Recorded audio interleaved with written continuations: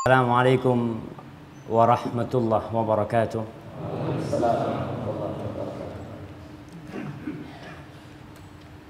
Alhamdulillah alladzi bi ni'matihi tatimmu shalihat.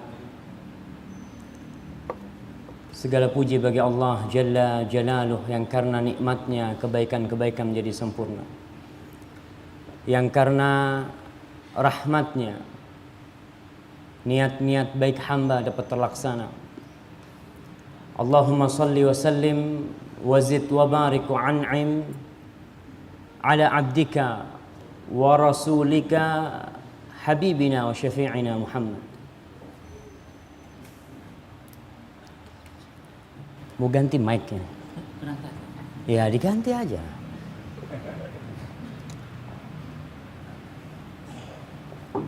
Barakallah.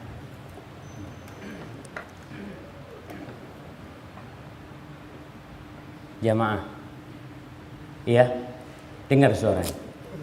Dengar nggak? Kurang keras? Sama aja. Kayaknya memang suaranya Ustadz yang keras itu, bukan mic-nya. Ya Allahumma salli wa sallim wa barik ala abdika wa rasulika nabiyina Muhammad. Kalau dengar nama Muhammad itu sallallahu alaihi wasallam, jangan pelit-pelit lah antum lah. Antum mengaku ahlu sunnah wal jamaah, mengaku pengikutnya Nabi Muhammad sallallahu alaihi wasallam. Tapi kalau dengar nama beliau, Allahu Akbar. Kadang kala belum terbiasa kita bersolawat kepada Rasul sallallahu alaihi wasallam. Padahal orang yang jatuh cinta, pernah jatuh cinta jemaah. Anak kayaknya mau anak turunkan kursinya ini. Nggak apa-apa Ustaz? Nggak bisa turun. Oke, nggak apa-apa Ustaz. Orang kalau lagi jatuh cinta itu dengar nama kekasihnya disebut, berhenti dia tuh. Ini ada apa nih? Ngomong-ngomong pacarku, gitu kan? Itu kalau lagi jatuh cinta. Bagaimana dengan Rasul Sallallahu Alaihi Wasallam yang beliau adalah Khalilur Rahman? Beliau adalah kekasih yang paling dicintai oleh Allah Jalla Jalaluh, dan yang seharusnya kita cinta kepada beliau Sallallahu Alaihi Wasallam. Dan semoga salawat dan salam senantiasa tercurahkan untuk beliau dan untuk keluarga beliau, anak cucu beliau, istri-istri beliau, para sahabat beliau, yang terutama Abu Bakar Siddiq, Umar bin Khattab, Uthman bin Affan, Ali bin Abi Thalib, dan seluruh sahabat Nabi kita sallallahu alaihi wasallam. Amma ba'd, ana jadi gak enak nih di sini. Ada Ustaz Aris di sini. Masa anak? Tapi Ustaz nggak apa-apa kan Ustaz? Saya mau nulis. Allahu Akbar. Ana katanya idza hadharal ma' batalat tayammum. Itu ada kaidah fiqhiyah. Kalau ada air nggak boleh tayammum. Antum nggak sah sholatnya. Ada air tayammum sama anak nggak sah. Dan ini airnya nih Ustaz. Tapi mau nggak mau udah sampai Jogja nih Ustaz. Ya terpaksa. Sebelum kita mulai kajian kita jemaah, tanggal berapa hari ini? Tanggal 23 Rajab. Hah? Tanggal 3 Rajab. Betul? Oke, nggak apa-apa. Iya betul itu. Tinggal sedikit lagi antum benar itu. Kurang betul gitu. Nah, antum tanggal berapa? Tanggal tidak tahu. Kayaknya nggak ada tuh di penanggalan tuh. Masa tanggal tidak tahu gitu kan? Kalau antum? Iya. Tanggal 10 Mei 2014. Iya, sama kayak yang di masjid tuh. Untuk melihat tuh. Tanggal 10 Mei 2014. Tapi kayaknya bukan tanggalannya orang Islam itu. Yang ana tahu orang Islam tuh penanggalannya Hijriah. Tapi kadang-kala saya bingung, di masjid nih, bukan masjid Jamas aja. Banyak masjid itu penanggalannya pakai penanggalan Kristus. Masehi itu artinya Kristus. Karena memang mereka memulai penanggalan mereka dengan lahirnya Nabi Isa alaihissalam yang diklaim sebagai Tuhan oleh mereka. Dan itu hak mereka, nggak ada masalah. Semua agama itu punya penanggalan masing-masing. Dan antum bisa lihat di penanggalan kita itu ada tahun besar Cina. Apa namanya? Apa? Nggak apa-apa. Kalau antum nggak tahu, sama-sama nggak tahu. Ada tahun barunya Jawa. Pokoknya ada macam-macam. Semua punya. Dan umat Islam memiliki penanggalan sendiri. Nggak sama penanggalan kita. Allah Jalla Jalaluhu berfirman, memberitahu kita bahwa dia telah meletakkan penanggalan khusus buat hamba-hambanya yang beriman. Dia berfirman dalam surat At-Taubah, Inna iddatash syuhur indallahi 12 syahran fi kitabillah yawma khalaqas samawati wal ard minha arba'atun hurum fala tadhlimu fihinna anfusakum. Allah mengatakan Jalla Jalaluhu, sesungguhnya hitungan bulan di sisi Allah tertulis pada hari penciptaan langit dan bumi itu di sisi Allah adalah 12 bulan. Yang pertama bulan apa? Yang pertama Januari. Nih, seneng saya. Ini menandakan kita benar seperti ini. Antum jangan ngomong enggak usah, kita enggak seperti itu. Ini sebagai contoh. Awalnya Januari, akhirnya Desember. Itu penanggalannya Masehi, kita katakan Kristus. Sedangkan yang Allah sebutkan di kitabnya ini yang 4 itu haram. Itu bulan-bulan Islam. Awalnya siapa yang mau nyebutkan lengkap? Anda kasih hadiah. Lengkap.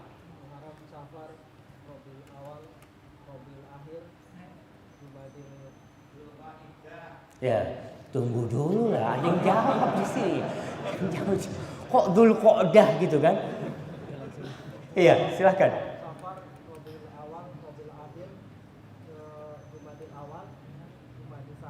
Nah, kemudian wah, ini Rajab, Sya'ban, Dzulqa'dah, Dzulhijjah. 10 itu cuma. Ya Allah, siapa yang mau jawab? Kayaknya tinggal 2 lagi. Nah, fadhal Bapak ini.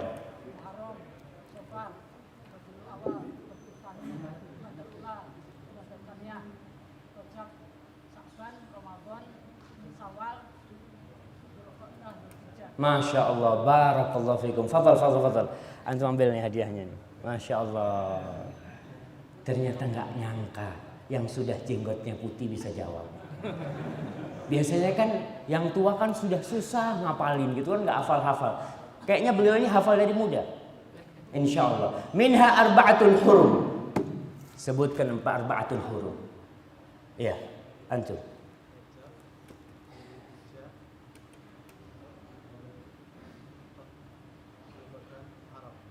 Rajab, terus Dzulhijjah, Dzulqa'dah, Muharram. Gak urut tuh. Mau diulangin lagi yang pertama? Masya Allah, barakallahu fikum. Fadhal habibi. Silakan. Iya. Minha arba'atun hurum. Fala tadhlimu fihinna anfusakum. Ini ada, kita sekarang ini masuk bulan Rajab. Masuk bulan Rajab, termasuk bulan haram nih. Yang bulan haram ini memiliki keistimewaan tersendiri dibandingkan bulan yang gak haram.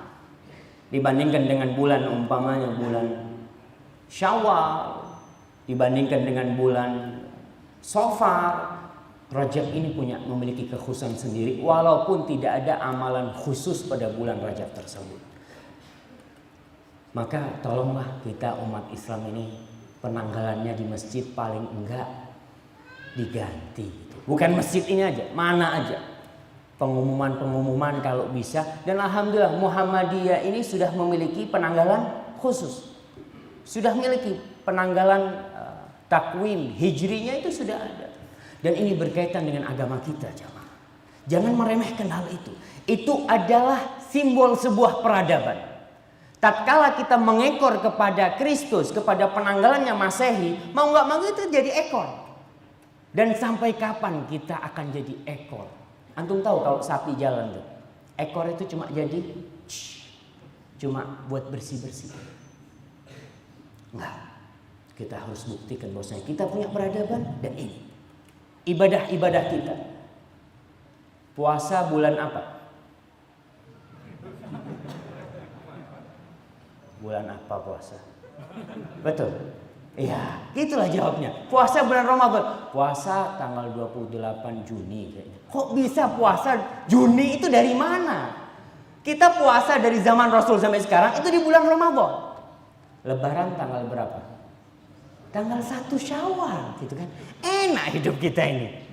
Cuma karena umpamanya puasa sunnah, puasa yang tanggal 13, 14, 15 itu Hijriyah apa pakai Masehi? Pakai Hijriyah jangan. Itu yang pertama. Yang kedua, Ana sampai sekarang belum bisa mencerna. Mungkin karena kekurangan Ana juga.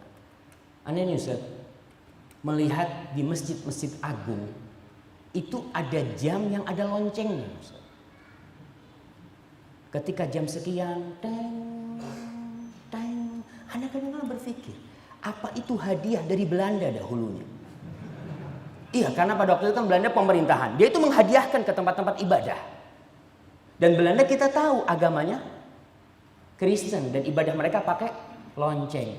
Maka sampai sekarang saya nggak paham kenapa ada lonceng. Bisa nggak suaranya dihilangkan? Insya Allah bisa. Nggak tahu Ustaz.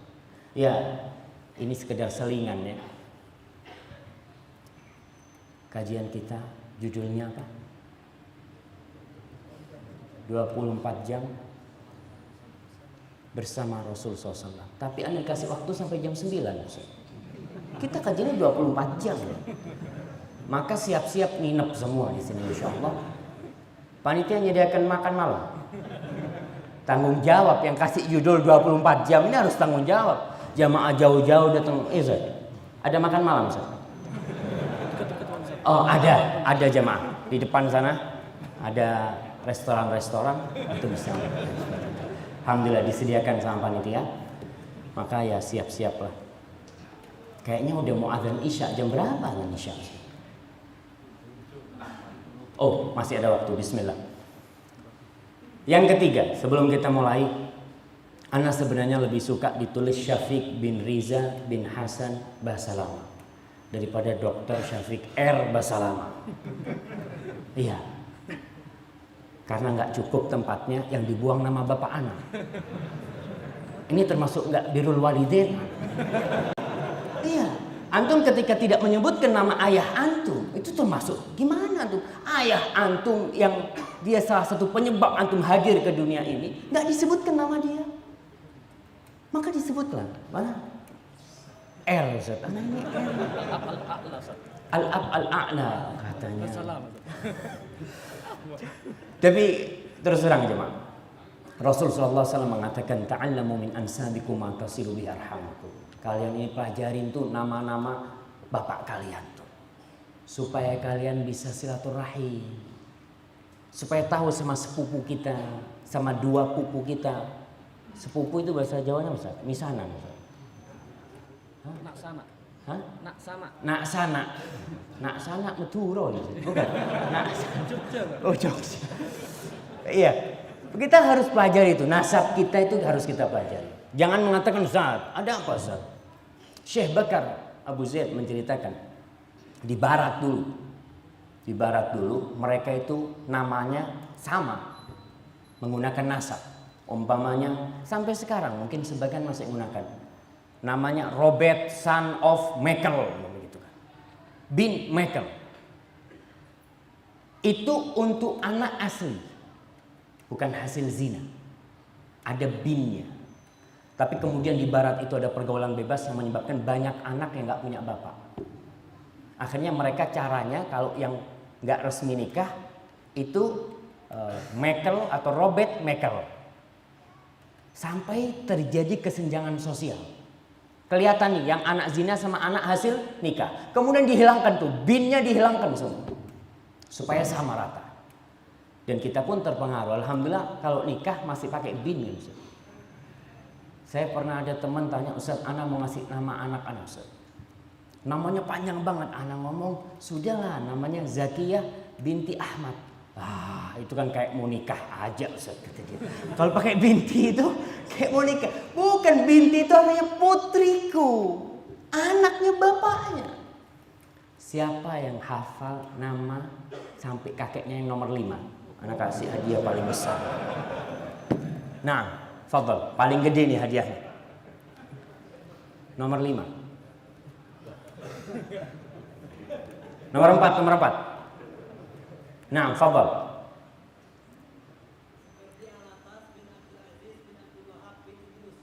Sukardi Alatas bin Abdul Aziz bin Abdul Wahab bin Idrus. Tinggal satu lagi. Itu kan sama 3 bapaknya itu. Nggak hafal? Anak kasih yang kecil lah hadiahnya antum lah. Iya, yang nggak apa-apa. Fadhal Habib, fadhal. Antum kasih ke sana. Iya, barakallahu fikum. Tolonglah kita pelajari nasab kita ini. Karena ada hak orang tua kita, ada hak kerabat kita. Tatkala kita tahu sama nasab kita, ketemu sama fulan di pasar, ente siapa namanya? Fulan. Umpamanya namanya Syafiq bin Riza bin Hasan bin Abdul Qadir bin Salim bin Zain. Oh, ente masih ada hubungan sama anak. Itu Zain kakek anak juga, gitu kan? Ketemu, oh masih kerabat. Itulah Rasul mengatakan ta'allamu min ansabikum mata silubi arhamakum. Gimana kita mau silaturahim orang kita nggak tahu sama nama kakek kita? Tahunya siapa nama kakeknya? Eyang Kakung. Eyang Kakung nama kakeknya. Punya nama kakek kita itu. Alhamdulillah. Allahumma shalli wa sallim ala nabiyina Muhammad. Kita akan mulai kajian kita tentang 24 jam bersama Rasul sallallahu alaihi wasallam. Yang tua silahkan nyenden. Gitu. Jangan yang muda nyenden, kan nggak enak sama yang tua. Walaupun kita kajiannya panjang itu, jadi fadhlah yang muda-muda maju ke depan, yang tua kalau mau senden kan nggak apa-apa, so. Iya, ini termasuk adab belajar juga. Para jamaah rahimakumullah, betapa indahnya tatkala kita bisa hidup bersama Rasul sallallahu alaihi wasallam. Menatap wajah beliau yang menambah keimanan di hati. Duduk bersama beliau yang mutiara-mutiara sunnah selalu terlontarkan dari lisan beliau. Sholat di belakang beliau tatkala beliau menjadi imam. Mengaminkan beliau tatkala beliau mengatakan waladhdallin. Duduk mendengarkan ceramah-ceramah Rasulullah SAW. Indah sekali. Tapi itu suatu sejarah yang tidak bisa terulang kembali. Maka kita tidak perlu mengharapkan hal itu. Karena nggak mungkin. Kita bersyukur kepada Allah dilahirkan dalam kondisi muslim. Bisa mengenal sunnah Rasul sallallahu alaihi wasallam. Karena kita tidak tahu. Andai kata kita hidup di masa Rasul sallallahu alaihi wasallam, kira-kira kita beriman dengan beliau tidak? Nggak tahu. Berapa banyak orang-orang yang berjumpa dengan Rasul sallallahu alaihi wasallam, tapi ternyata Allah memasukkan dia ke dalam api neraka. Banyak. Dan berapa banyak orang-orang yang sholat di belakang Rasul sallallahu alaihi wasallam, sholat di belakang Rasul sallallahu alaihi wasallam, mendengarkan ceramah beliau, tapi ternyata dia fid darkil asfali minan nar. Dia berada di keraknya api neraka. Sholat di belakang Nabi. Orang-orang munafikin. Kita nggak tahu. Maka yang ada disyukuri. Tapi ada sesuatu yang sebenarnya bisa kita lakukan sehingga kita bisa merasakan hidup bersama Rasul sallallahu alaihi wasallam. Bisa merasakan indahnya nafas-nafas beliau, yaitu tentunya dengan mengamalkan sunnah Rasulullah sallallahu alaihi wasallam. Selama 24 jam amalan Rasul SAW penuh dengan hikmah, penuh dengan ajaran-ajaran yang mengandung pelajaran buat umat bagi kehidupan mereka. Beliau telah memberikan contoh sempurna buat umatnya. Kalau tadi ketika muqaddimah disebutkan firman Allah Subhanahu wa taala, "Laqad kana lakum fi Rasulillahi uswatun hasanah liman kana yarjullaha wal yawmal akhir wa dzakarallaha katsira." Sesungguhnya telah ada buat kalian di diri Rasul sallallahu alaihi wasallam uswatun hasanah, suri tauladan yang baik. Para jamaah, sekarang kita ini krisis suri tauladan. Anak-anak kita mungkin yang udah ngaji berkurang, tapi keluarga kita kadangkala yang menjadi idol mereka. Jadi idola mereka siapa? Pemain-pemain bola yang sholat dipakai namanya. Ronaldo. Allahu Akbar. Pakai itu namanya Ronaldo, dibawa ke masjid. Saya kenapa berpikir, ya Allah, ini namanya orang kafir. Kenapa dia bawa ke masjid? Karena dia cinta sama Ronaldo. Kalau yang cinta sama Manchester, saya kalau salah ngomong tolong dibetulin, karena saya nggak pernah nonton Manchester. Kadangkala di motornya dikasih tuh Manchester, bajunya Manchester, di bukunya, di iPad-nya kasih tuh Manchester. Kenapa? Karena dia cinta. Dan Rasul sallallahu alaihi wasallam mengatakan, yuhsyarul mar'u ma'a man ahab. Orang itu akan dikumpulkan bersama siapa yang dia cintai. Dan ternyata orang-orang non-muslim itu pintar menggiring kita. Tahun 2000 kira-kira 1421 Hijriah, saya bertemu dengan teman-teman dari Bosnia. Dia bawa majalah dari Bosnia.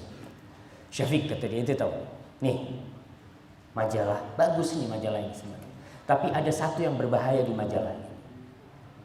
Nah, ngomong yang mana? Dia buka di dekat halaman terakhir itu, di situ ada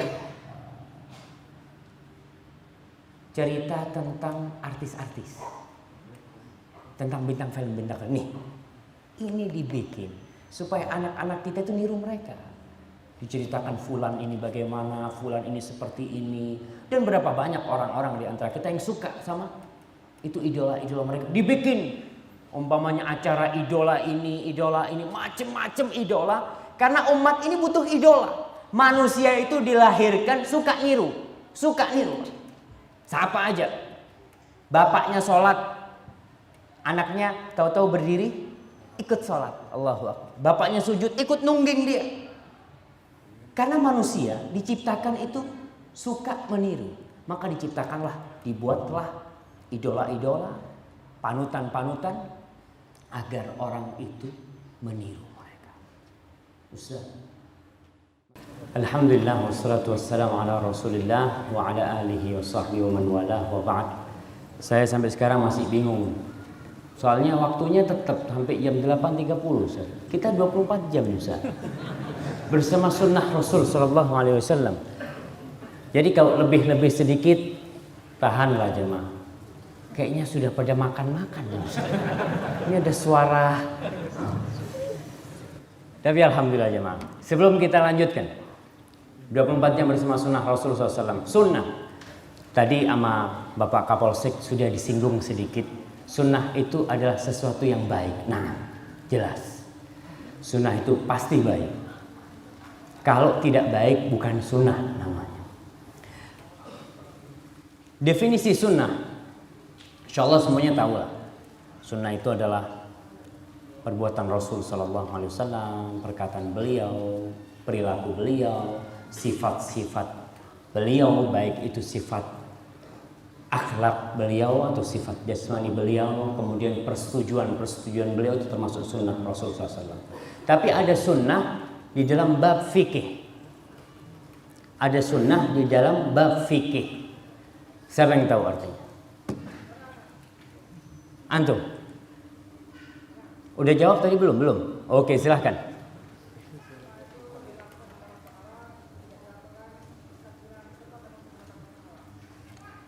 Sesuatu bila dilakukan dapat pahala.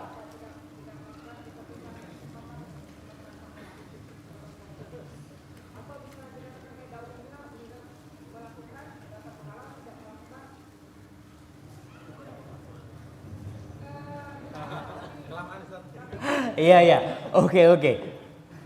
Nggak apa-apa lah, anak kasih hadiah antum.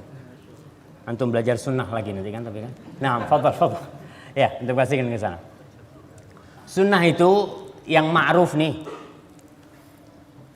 Afwan ya, anak harus masukin ini, lupa tadi sama panitia suruh masukin. Sunnah itu yang katanya kalau diamalkan mayusabu fa'iluhu, yang dapat pahala kalau diamalkan, wala yu'aqabu tarikuhu, gitu maksudnya. Nggak dapat sanksi yang meninggalkannya. Itu yang ma'ruf. Tapi menurut sebagian ulama definisi itu kurang tepat. Karena sunnah itu pada hakikatnya yang kalau dilakukan dapat pahala, kalau ditinggalkan rugi. Rugi kita. Anda kasih contoh lah, kalau kita ini bahasanya pedagang. Pedagang itu umpamanya kalau buka toko di depan rumahnya buka toko, dapat untung 1 juta. Buka di depannya Masjid Jami Bantul ini, dapat untung 27 juta. Di depannya, jarak rumahnya itu cuma 100 meter kira-kira.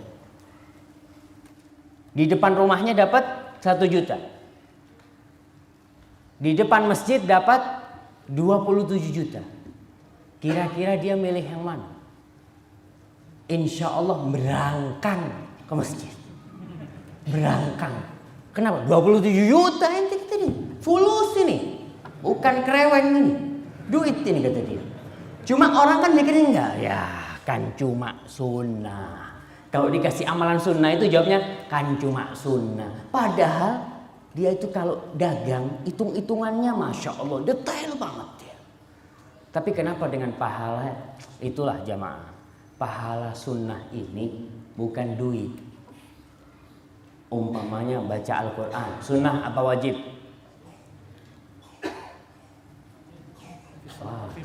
Kalau di sholat wajib lah. Kita di luar lah baca Quran, sunnah.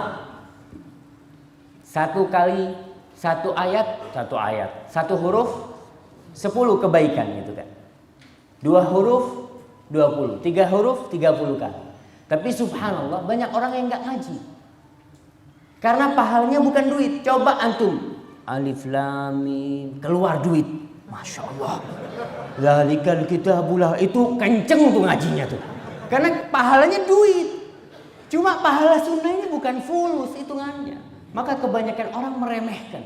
Ketika yang makruh umpamanya, jangan ngamalin itulah. Ya kan cuma makruh kata dia. Kalau yang sunnah cuma sunnah, yang makruh cuma makruh. Kapan kita mau dapat pahala gitu terus? Apabila kita seperti itu prinsipnya. Maka kita akan berbicara sekarang masalah sunnah ini. Orang yang mengamalkan sunnah Rasulullah SAW itu akan dapat banyak kebajikan. Yang pertama, menyampai derajat dicintai oleh Allah Subhanahu wa Ta'ala. Antum kalau dicintai oleh presiden, kira-kira seneng nggak? Masya Allah. Ketemu sama polisi di stop melanggar. Tenang Pak, saya kenalnya presiden. Saya teleponkan presiden. Nggak berani yang nangkap tuh. Karena kita kalau punya kenal orang gede itu merasa senang. Bagaimana kalau yang kenal sama kita itu Allah Jalla Jalaluhu. Allah yang menciptakan langit 7 lapis. Allah yang menciptakan segala yang berada di muka bumi ini. Allah yang menciptakan gunung-gunung, bintang-bintang. Itu Allah Jalla Jalaluhu. Kita ada masalah, ya Allah selesai urusannya.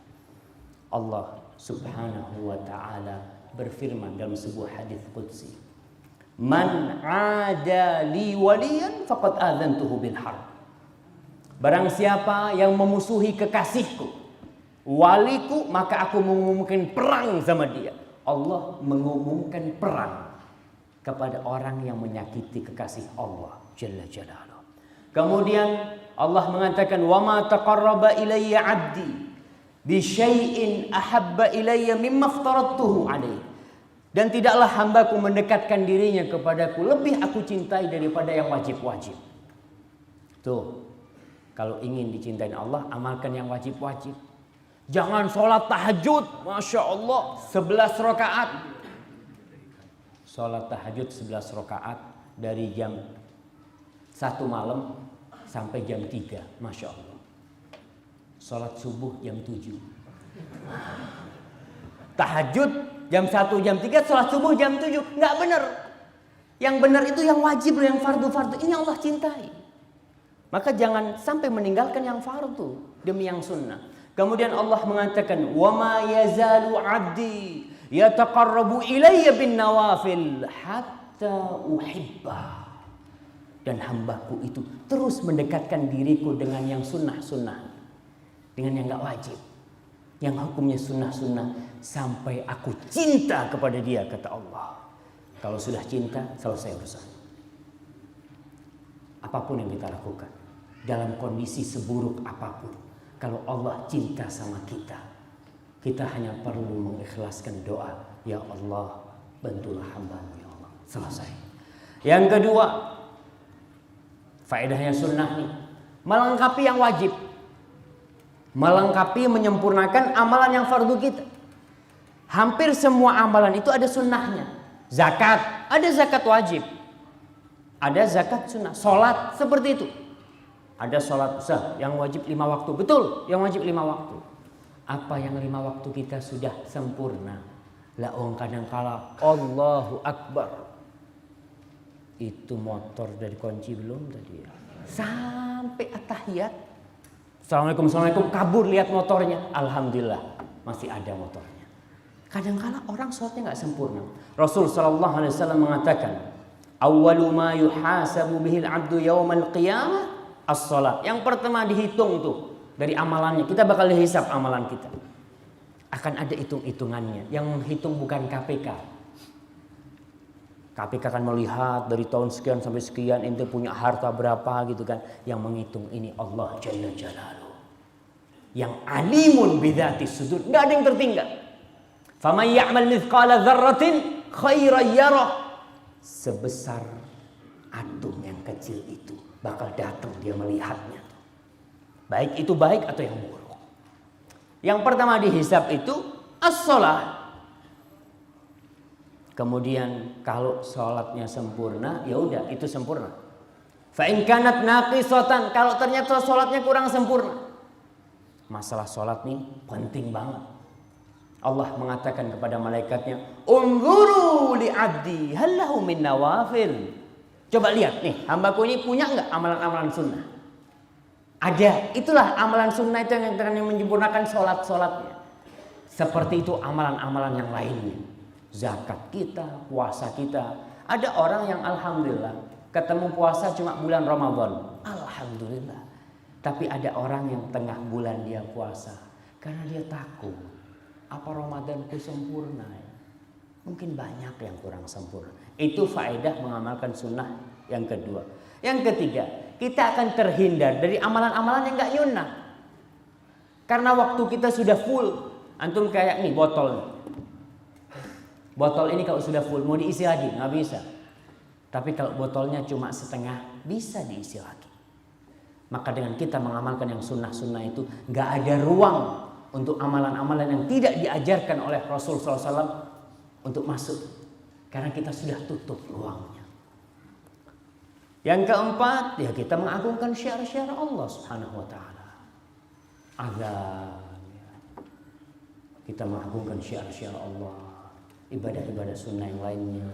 Dan yang kelima, itu sebagai tanda cinta kita kepada Rasulullah sallallahu alaihi wasallam. Allah Jalla Jalaluhu mengatakan, "Qul in kuntum tuhibbunallah fattabi'uni yuhibbukumullah wa yaghfir lakum dzunubakum." Muhammad katakan tuh sama orang-orang yang ngaku cinta sama Allah, ngakunya cinta sama Allah. Cinta itu bukan hanya di bibir.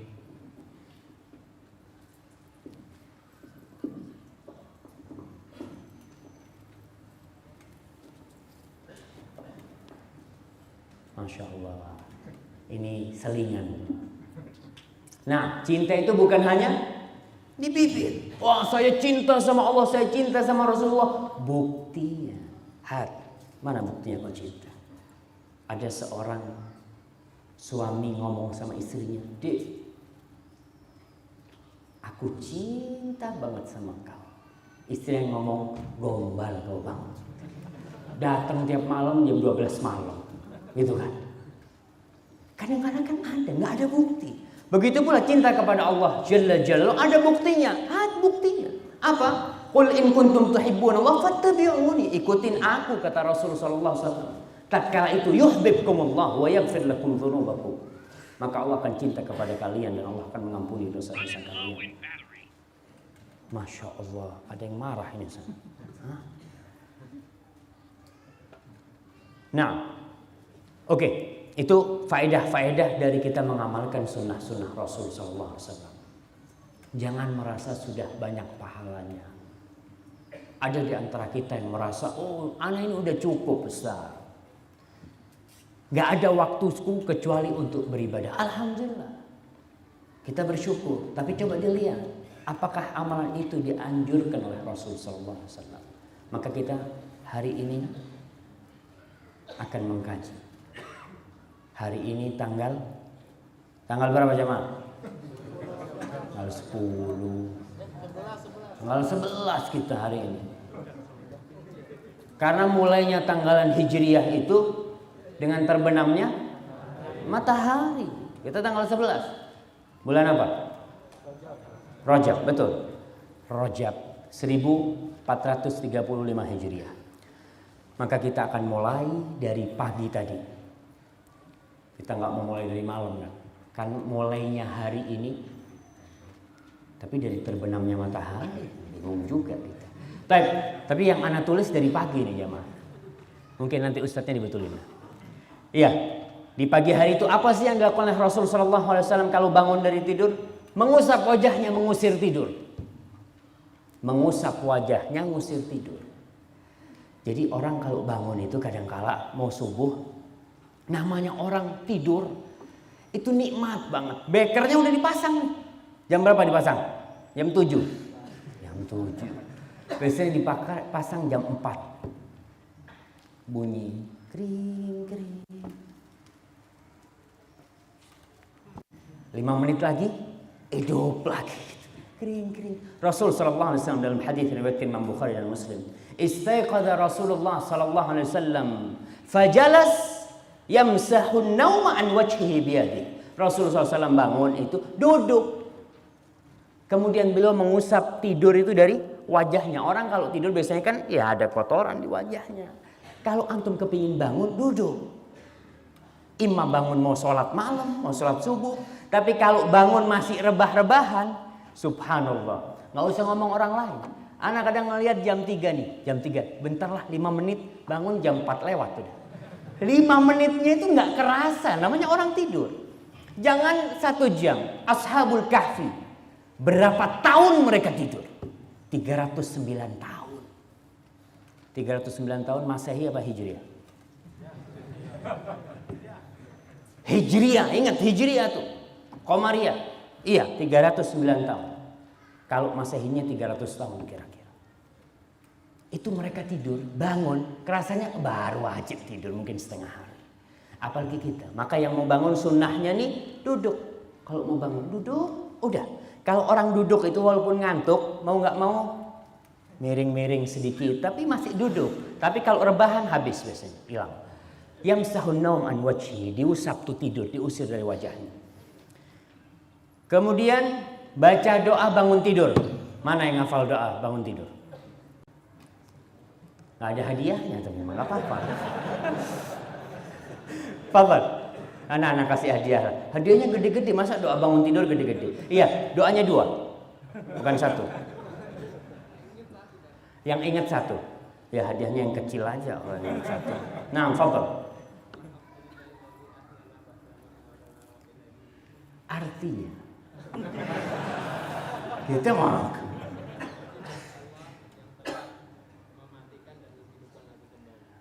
yang telah menghidupkan aku setelah aku mati gitu.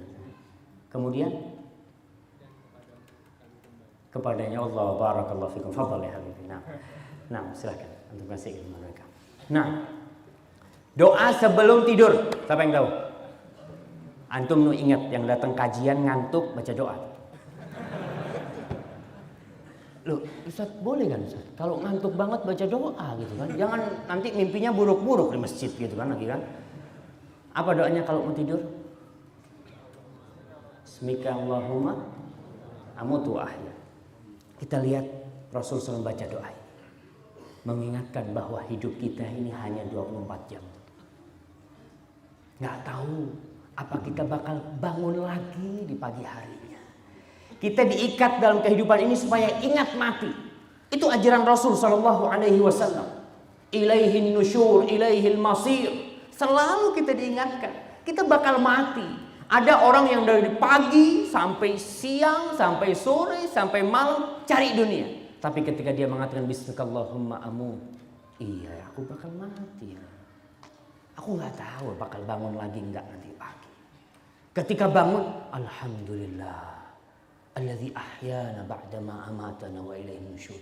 Ya Allah, alhamdulillah. Sekarang bangun tidur. Dilihat yang kirim SMS, nggak baca doa. Mau tidur sama. Masya Allah, tambah lagi adanya. Tenang jemaah, masih banyak waktunya. Kita insya Allah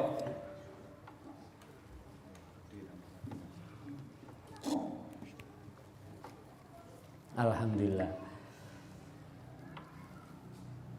Anak kayaknya minum dulu jemaah. Jemaah ada air kan? Ya, bismillah.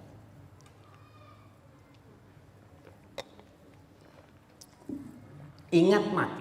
Bangun tidur, tinggalkan HP-nya. Mau tidur, gak usah ribut sama ganti status. Mau tidur.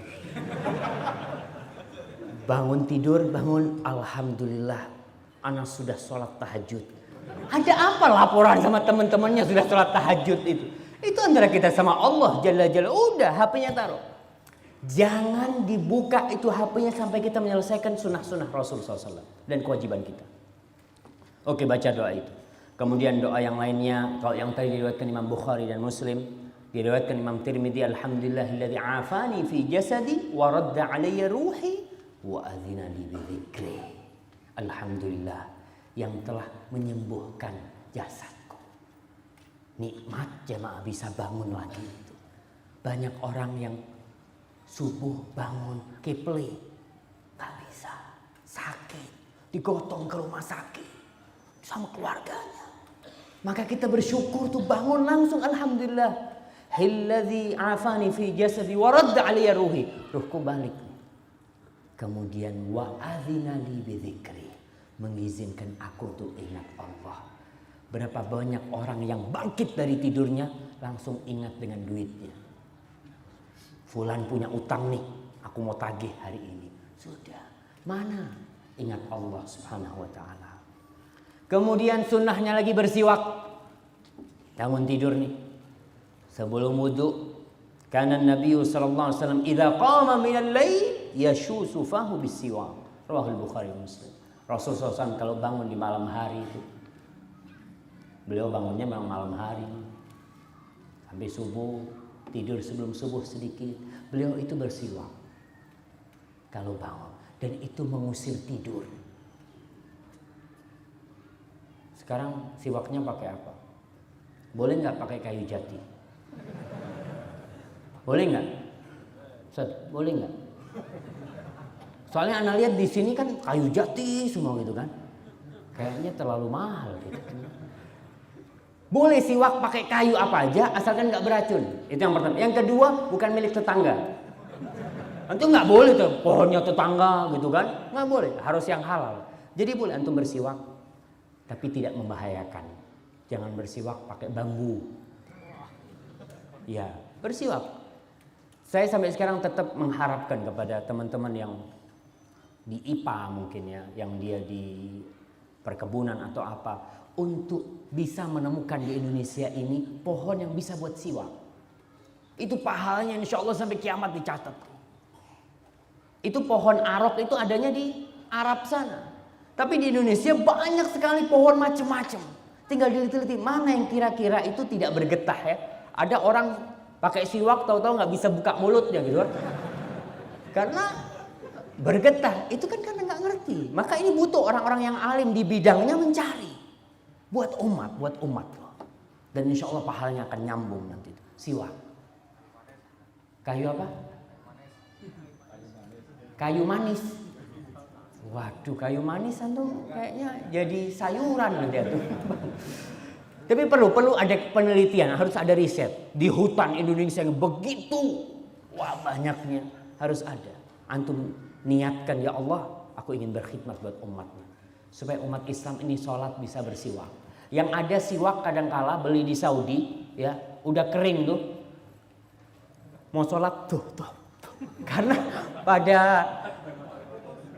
putus-putus di mulutnya itu siwaknya gitu kan. Tapi perlu yang segar itu insya Allah. Kemudian berwudu. Nih, itu sunnahnya wudu antum. Untuk mengangkat hadas antum dan mengusir syaitan. Sebelum wudu, sunnahnya kalau bangun tidur itu dibasuh tangannya 3 kali. Jangan langsung dicuci. Kata Rasulullah SAW, fa inna ahadakum la yadri aina batat yadu. Kalian ini nggak tahu di mana tuh bermalam tangannya. Namanya orang tidur, tangannya main kemana-mana belusuan. Kita nggak sadar. Tapi kalau kita langsung cuci muka kita atau kumur-kumur, sedangkan ternyata di tangan kita sudah belusuan kemana-mana ke tempat yang nggak bagus, ya akhirnya jadi penyakit. Ini lihat subhanallah sempurnanya sunnah Rasul SAW itu. Disuruh bersihin, cuci tangan. Anak ingat Syekh di kelas itu cerita tentang hadis ini. Beliau membaca di kitab, kalau nggak salah Syiar A'lamin Nubala atau kitab yang lain, ada seseorang yang membantah hadis ini. Hadis ini diriwayatkan Imam Bukhari dan Muslim. Dia membantah, dia mengatakan, ana a'rif aina batat yadi. Aku tahu di mana tanganku bermalam. Berarti aku nggak perlu cuci tanganku. Karena kesombongan dia. Rasul mengatakan kalian nggak tahu di mana tangannya bermalam. Orangnya yang aku tahu. Subhanallah, pagi hari dia terbangun. Maaf, tangannya sudah masuk ke duburnya. Orang ini menentang sunnah Rasul SAW itu termasuk dosa yang besar. Menolak. Hati-hati. Kita amalkan tuh sunnah. Rasul ini utusan Allah. Wa ma yantiqu 'anil hawa. Beliau nggak pernah berbicara dari hawa nafsunya, nggak pernah. Yang beliau sampaikan itu in huwa illa wahyu yuha. Itu wahyu dari Allah Jalla Jalaluh. Kemudian ketika udah cuci tangan, ya, mulai kumur-kumur, disunnahkan untuk memasukkan air di hidung kita. Itu sunnah. Saat kan cuma sunnah, faedahnya besar sekali. Kata Rasul sallallahu alaihi wasallam dalam hadis riwayat Bukhari, "Idza istayqadha ahadukum min manamihi fatawadda'a falyastanthir thalathan." Kalau kalian bangun tidur, kemudian berwudu, hendaklah dia memasukkan air ke hidungnya. Kadangkala ada orang yang cuma ditempelkan ke hidungnya, bukan, disedot ke hidungnya. Kemudian dikeluarkan. Kecuali kalau puasa. Jangan banter-banter. Takut keminum nantinya seperti itu. Jangan keras-keras nyedotnya, jangan dalam-dalam. Fa inna syaitan yabitu ala khayshumi. Setan itu bermalam di hidung. Sebagian ulama mengatakan, apa benar setan itu bermalam di hidungnya? Padahal orang ini sudah berzikir. Kan kalau sebelum tidur dia berzikir, setan nggak bisa menggoda dia. Al-Hafidh Ibnu Hajar dalam kitabnya Fathul Bari menjelaskan salah satunya, setan itu kan biasanya masuk ke hati. Ketika kita berzikir dia nggak bisa masuk ke hati kita. Bermalam di mana? Di hidung kita. Dengan kita membersihkan hidung kita, setan akan pergi. Di samping kita akan segar ya, diri kita. Kemudian Hafidh Ibnu Hajar menyebutkan juga orang kalau dibersihkan hidungnya itu, insya Allah bacaannya lebih enak. Nggak seperti orang yang sedang pilek deh. Kadang-kala bacaannya ya kurang pas lah makharij hurufnya. Itu disebut oleh para ulama. Kemudian kita wudu nih. Tadi kita wudu. Dosa-dosa kita berguguran jemaah.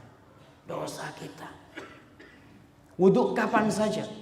Tapi kita bicara tentang sunnah dari pagi. Rasul sallallahu alaihi wasallam mengatakan dalam hadis riwayatkan oleh Imam Bukhari dan Muslim. Dalam hadis riwayat Muslim. Idza tawadda'a al-'abdul muslim awil mu'min, apabila seorang hamba yang muslim atau mukmin itu berwudu, faghasala wajha, kemudian dia mencuci wajahnya. Dia cuci wajahnya. Kharaja min wajhi kullu khati'atin nazara ilaiha bi'ainai, akan keluar semua dosa-dosa yang pernah diamalkan dengan matanya. Dengan wudu kita hendak membersihkan wajah kita, tapi yang bersih dosa mata kita. Allahu Akbar.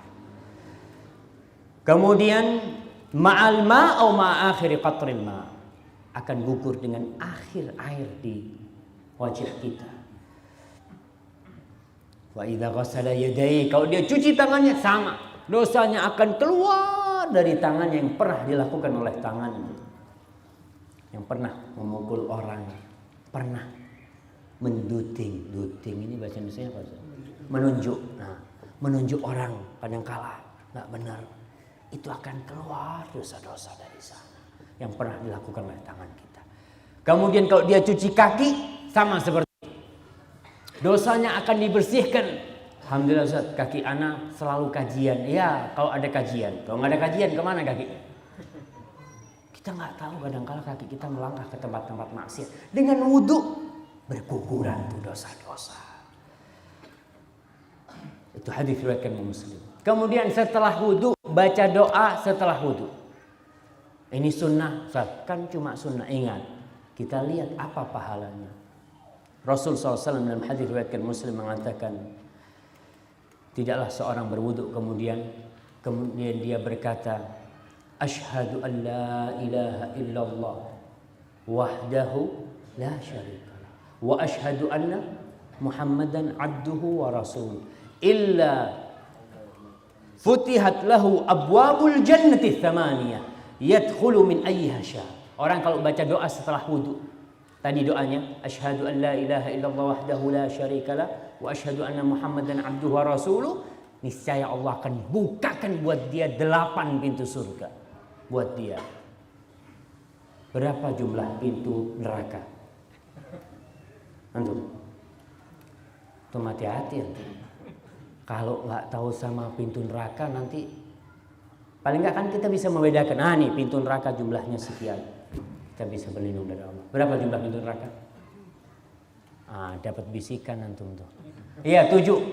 Pintu surga 8 dibukakan buat orang yang baca doa setelah wudu. Betapa seringnya kita wudu nggak baca doa. Habis wudu langsung ngobrol. Baca tuh doa.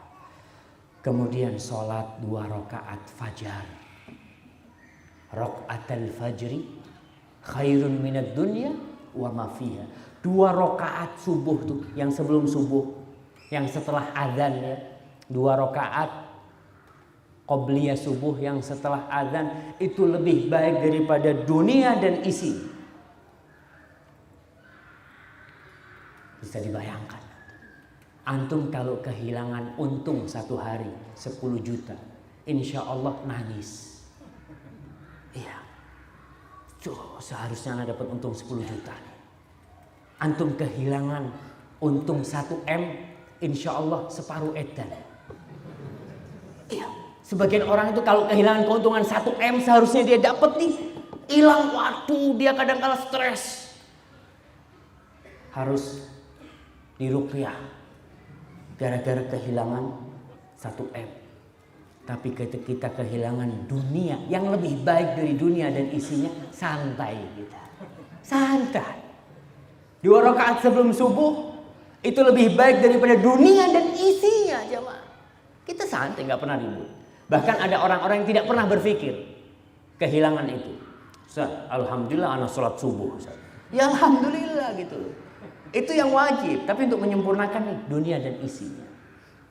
Itu. Kemudian yang laki-laki sholat subuh diusahakanlah di masjid. Orang-orang munafik sholat enggak? Jamaah.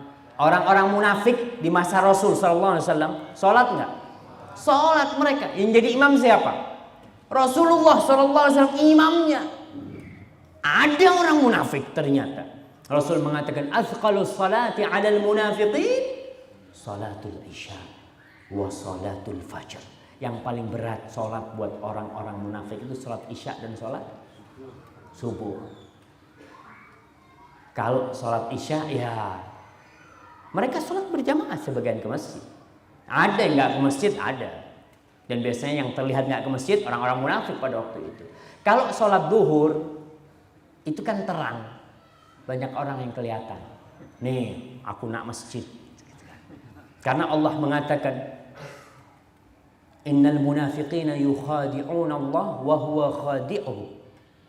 Wa idza qamu ila sholati qamu kusala yura'una an-nas wa la yadhkuruna Allah illa qalila. Orang-orang munafik salat, tapi dia menipu Allah Subhanahu wa taala. Kalau salat malas-malesan. Salat tapi malas. Yura'una an-nas, salatnya pun riya supaya dilihat orang. Berarti salatnya di rumah. Kalau di rumah nggak ada yang ngelihat. Kalau antum salat di rumah, ada yang ngelihat? Nggak ada. Berarti mereka salatnya di mana? Di masjid tuh. Datang ke masjid. Yura'una nas. Supaya dilihat sama orang-orang tuh. Aku salat. Kalau salat isya sama subuh, petengan. Kayak tadi. Nggak ada yang ngelihat. Kalau nggak ada lampu, apa kelihatan ke masjid sama nggak ke masjid? Nggak kelihatan. Karena gelap gulita. Itu berat buat mereka. Karena salat mereka memang landasannya adalah riya. Bukan untuk Allah Subhanahu wa taala. Tapi kita tolonglah, hayya 'ala shalah subuh bismillah. Ana 40 tahun gak pernah sholat subuh di masjid. Ada. Karena kita terus terang masjid-masjid kita ini alhamdulillah baru-baru aja rame. Tahun 2000 ke bawah tuh sepi masjid. Kadangkala yang sholat itu Masya Allah. Yang azan, yang qomat, yang jadi imam juga. Sendirian. Wah, kadangkala masjidnya tutup. Sedih kita ini kadangkala. Subuh saya ke masjid, loh kok tutup kata dia. Oh iya Ustaz, yang tukang azannya pulang kampung. Allahu Akbar. Kita benar-benar sedih. Maka tolonglah kita dengar azan hayya 'ala shalah, diajak sholat. Hayya 'alal falah, bukan cuma ke sholat. Ayo kalian menuju kepada kesuksesan. Antum melihat ketika ada acara-acara motivasi itu. Motivasi untuk orang untuk menggapai kesuksesan. Ramai yang datang, bayar jemaah, bayar. Mahal lagi katanya. Ini dipanggil sama Allah, hayya 'alas shalah, hayya 'alal falah. Dapat tuh antum di masjid, dapat. Antum melangkah, tiap langkah pahala satu dosa dihapuskan. Terus sampai masjid. Kemudian baca doa masuk masjid.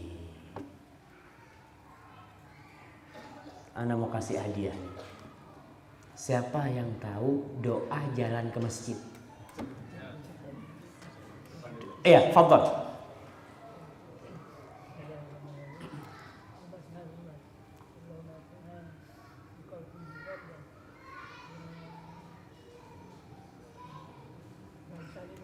Wa fi sam'i nura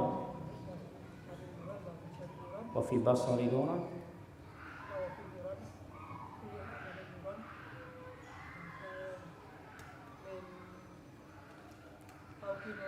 Nah, Masya Allah. Jalni nuran. Barakallahu fiik. Oke, sudah. Antum bacalah. Fadhal, Pak. Tapi itu doa bukan dihafalin doa. Dibaca kalau ke masjid. Ada yang hafal kan, tapi nggak pernah baca. 2-3 hari lupa lagi itu doa. Maka baca doa itu. Minta cahaya kita sama Allah Subhanahu wa taala. Karena hidup ini penuh kegelapan. Gelap. Tanpa cahaya dari Allah Jalla Jalaluh, kita bakal jatuh ke jurang. Seperti dalam sebuah ruangan yang gelap gulita dunia ini. Kalau antum tidak punya senter. Iya, senter. Sentolop. Jawa Timurnya sentolop, iyalah. Afan lah, ini kadang-kadang bahasanya salah. Sentolop. Antum nggak punya cahaya, ada ular gigit antum. Tapi ketika antum punya cahaya itu, oh ini loh, oh ini yang haram, nggak boleh dekat-dekat. Oh ini loh, pintu menuju surga. Anak mau ke sana. Pakai apa? Pakai cahaya. Maka kita butuh dengan cahaya dari Allah Subhanahu wa taala. Terus duduk di masjid nih. Berzikir, nunggu sampai matahari terbenam. Terbit apa terbenam? Kalau terbenam Ustaz sampai asar Ustaz. Ya sampai terbit. Dapat apa tuh? Subhanallah. Sekarang ini jamaah, umroh itu mahal. Mana yang punya travel umroh di sini? Hah? Mana Ustaz? Berapa umroh sekarang? 30 juta. Allahu Akbar. 32 juta. Haji nunggu berapa tahun? 12 tahun. 2027. Allahu Akbar. Nah, nih bisa dapat umroh haji nggak usah bayar. Rasul sallallahu alaihi wasallam mengatakan dalam hadis riwayat Anas, dan hadis ini sahih riwayat Imam Tirmidzi. Apa kata Rasul? Man shallal ghadata fi jamaah. Barang siapa yang sholat subuh berjamaah, thumma qa'ada yadhkurullah, kemudian dia duduk berzikir kepada Allah Subhanahu wa taala. Ingat yadhkurullah. Nih di garis bawahin.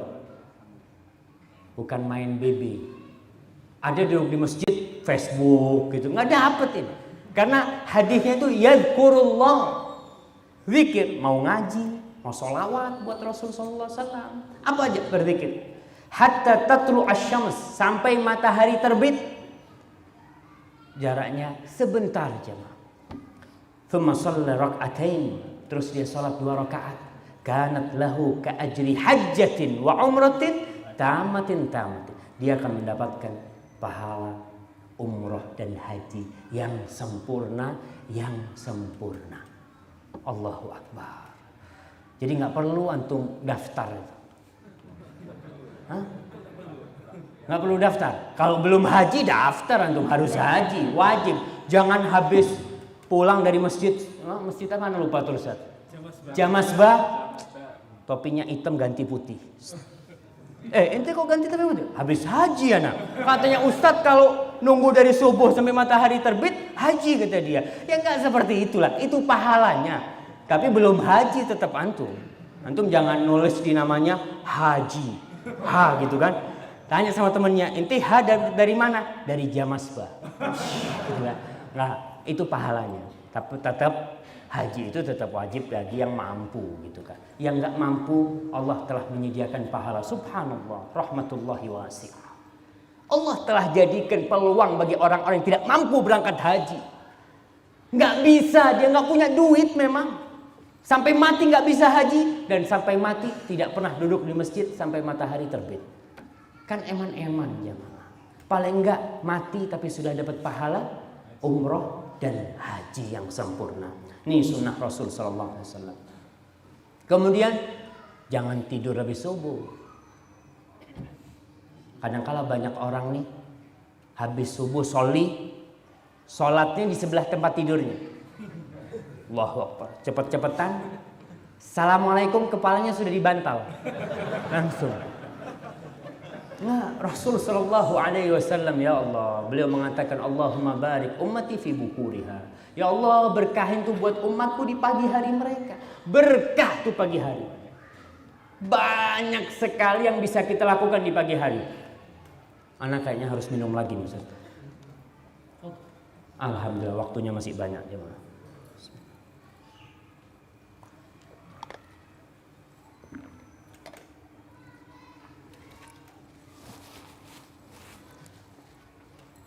Allahumma barik ummati fi bukuriha. Itu doa Rasul sallallahu alaihi wasallam. Antum bisa bayangkan seorang ibu yang tidur, ibu-ibu dengar kan? Seorang ibu yang tidur setelah subuh itu bakal banyak pekerjaan yang tidak bisa dia selesaikan. Karena anaknya sudah keburu bangun semuanya. Iya, ribut ngurusin anaknya. Tapi ketika dia bangun setelah subuh nggak tidur, dia mulai mengerjakan pekerjaan. Diberkahin tuh waktunya. Bisa baca Quran, bisa hafid Quran. Yang nggak pernah baca Quran, baca tuh. Baca walaupun 1 ayat. Bangun tuh, Alif Lam Mim. Allah, alhamdulillah. Boleh nggak? Dapat pahala, jangan ketawa antum tuh. Dapat pahala. Besok baca lagi. Dzalikal kitabu la raiba fihi hudal lil muttaqin. Alhamdulillah. Jamaah, banyak orang yang sampai mati nggak pegang Al-Quran. Banyak. Yang nggak kena Quran kecuali bulan Ramadan ada. Jadi kalau mau nyuruh orang baca Quran, jangan terlalu lalu antum. Antum paling enggak 1 hari 1 lembar. Enggak pernah baca suruh 1 lembar. 1 ayat aja belum, 1 ayat. Insya Allah. Ketika tumbuh cinta kepada Quran tuh, anak hari ini baca 3 baca 3. Besok capek, tetap targetnya 1 harus selesai. Tapi tiap hari Rasulullah SAW mengatakan khairul amali adwamuhu wa in qalla. Sebaik-baiknya amal kebajikan itu yang berkesinambungan walaupun sedikit. Maka jangan tidur setelah subuh, diberkahin. Katanya orang Jawa, nggak tahu Jawa mana, kemarin di kelas ada yang ngomong, kalau tidur setelah subuh rezekinya dipatok ayam gitu kan. Keduluan ayam, dan memang betul. Berkah itu coba dicari pagi hari. Baca wirid pagi dan sore. Pagi baca wirid pagi sore. Di antara wirid pagi ini yang insya Allah semuanya hafal. Allahumma inni as'aluka ilman nafi'an wa rizqan thayyiban wa amalan mutaqabbala. Subhanallah. Pagi hari antum mulai dengan doa kepada Allah. Yang pertama diminta itu ilman nafi'an, ilmu yang bermanfaat, bukan harta. Karena dengan ilmu nih kita bisa cari rezeki. Kita bisa tahu mana yang halal dan mana yang haram. Tapi kalau nggak punya ilmu, Ustaz, yang penting Anda dapat fulus dari manapun. Yang penting kan Allah yang ngasih, Ustaz. Ya enggak. Allah sudah batasi itu mana yang halal dan mana yang haram. Maka kita butuh ilman nafi'an, butuh dengan ilmu yang bermanfaat. Maka kita mohon. Yang kedua, setelah ilmu yang bermanfaat, rizqan thayyiban. Kita nih hidup butuh rezeki. Butuh kita minta sama Allah rezeki. Jangan karena sudah kaya, kayaknya anak nggak mau minta lagi sama Allah. Jangan. Allah itu murka kepada orang-orang yang sombong yang tidak minta kepadanya. Minta sama Allah. Rezeki terus minta. Rizqan thayyiban. Rezeki yang baik. Bukan rezeki yang banyak. Karena saya ingat punya teman dapat amalan dia. Teman sekampung datang ke rumah, Fik, aku oleh amalan, mandi amalan. Masya Allah, kata dia. Amalannya mandi. Apa amalan nih? Cuma sayang, kata dia. Kalau anak amalkan ini, rezekinya anak cepat habis. Coba anak kepingin dengar amalan. Nggak tahu sih amalan itu. Anak dengar dari dia mengatakan, Allahumma inni as'aluka rizqan kathiran wasi'an min ghairi ta'abin wala nasab.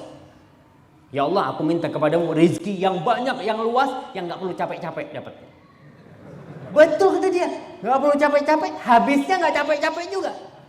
Rasul menyuruh kita minta rizqan thayyiban, tuh yang ada berkahnya.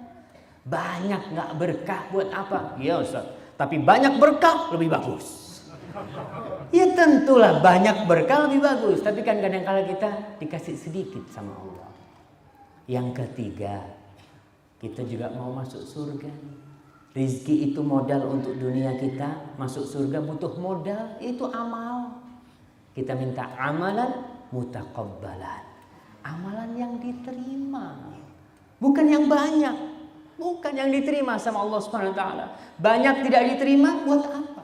Bahkan dalam hadis riwayat Tabrani, Rasulullah SAW mengatakan, hadis ini sahih, innar rajula la yusalli salata 60 sana walam tuqbal lahu salah. Ada orang yang sholat selama 60 tahun sholat, nggak ada satupun sholat yang diterima dari dia. 60 tahun jemaah. Rasul mengatakan yutimmu ruku'ahu wa la yutimmu sujudahu, yutimmu sujudahu wa la yutimmu ruku'ahu. Itu ada orang-orang yang rukuknya sempurna, sujudnya nggak sempurna. Sujudnya sempurna, rukuknya nggak sempurna, sholatnya tidak sesuai dengan aturan Rasul SAW. Maka hati-hati, kita minta amalan mutaqabbala, amalan yang diterima sama Allah Subhanahu wa taala. Kemudian di antara doa yang kita baca nih ketika pagi apa? Allahumma ma asbaha bi min ni'mah au bi ahadin min khalqiq faminka wahdaka la syarika lak wa lakal hamdu wa lakal syukur. Ya Allah, tidak ada satu nikmat pun, tidak ada satu nikmat yang ada pada diriku sekarang atau berada di semua ciptaanmu itu, semua kecuali itu darimu ya Allah, darimu ya Allah. Ini termasuk pengakuan kepada Allah bahwasanya apa yang ada pada diri kita dari Allah. Faminka wahdaka la syarika lak. Tiada sekutu, tiada orang yang ikut-ikut dalam nikmat yang kau berikan kepada aku. Ini murni dari Engkau ya Allah. Walakal hamdu walakal syukur. Maka bagimu segala pujian dan segala syukur untukmu ya Allah. Yang baca ini dia telah bersyukur kepada Allah untuk hari itu. Oke, kita akan lanjutkan. Kita ingin selamat dalam kehidupan ini. Baca apa? A'udzu bikalimatillahi tammah min syarri ma khalaq. Banyak orang masih menggunakan umpamanya klenik-klenik. Apa oleh kok gaya jimat umpamanya. Selamat, jaluk selamat. Kalau cari selamat sama siapa? Yang punya selamat. Setiap sholat kita mengatakan Allahumma antas salam wa minkas salam. Ya Allah, Allahumma antas salam. Kaulah ya Allah yang maha salam, selamat dari segala kekurangan, yang memberikan keselamatan kepada hamba-Nya. Wa minkas salam. Keselamatan itu datang cuma dari Kau ya Allah. Masa kita mau cari ke tempat lain keselamatan? Baca itu. Kemudian pakai sandal biasanya orang itu. Pagi hari insya Allah kalau keluar rumahnya nggak nyeker. Pakai sandal, sunnahnya pakai sandal. Yang kanan apa yang kiri dulu? Yang kanan dulu. Kita kadang-kadang meremehkan sunnah, dapat pahala tuh. Pakai sandal dapat pahala, subhanallah. Tapi kita kadang-kadang tidak mengamalkannya. Kemudian sarapan, masya Allah. Sarapan baca bismillah nggak? Baca bismillah. Makan pakai tangan kanan, minum tangan kiri. Banyak tuh orang-orang. Dia lupa kalau Rasul mengatakan fa inna syaitan ya'kulu bishimalihi wa yashrab bishimalihi. Setan itu kalau makan minum pakai tangan kiri. Antum kalau sarapan sudah masya Allah baca bismillahnya kenceng ya. Bismillah. Nggak perlu antum baca surat Al-Baqarah. Baca bismillah. Kemudian minumnya pakai tangan kanan. Banyak orang-orang kalau saya ketemu saya tegur, yang kanan lah Ustaz. Kotor Ustaz yang kanan Ustaz. Yang kiri kan bersih. Jadi subhanallah. Ini gelas insya Allah bisa dicuci jemaah. Apalagi gelasnya gelas plastik gitu ya. Nanti bakal dibuang. Maka tolonglah. Ini sunnah-sunnah jangan diremehkan. Pernah suatu saat Rasulullah SAW lagi makan bersama. Ada salah seorang makan bersama Rasulullah SAW. Rasul mengatakan kepada dia, kul. Dia makan pakai tangan kiri. Banyak orang makan pakai tangan kiri itu karena apa? Karena kebiasaan. Karena kebiasaan. Mungkin sebagian akan mengatakan, Ustaz, anak kidal Ustaz. Oke, memang ada yang kidal orang-orang itu. Tapi tetap harus dibiasakan dengan yang kanan.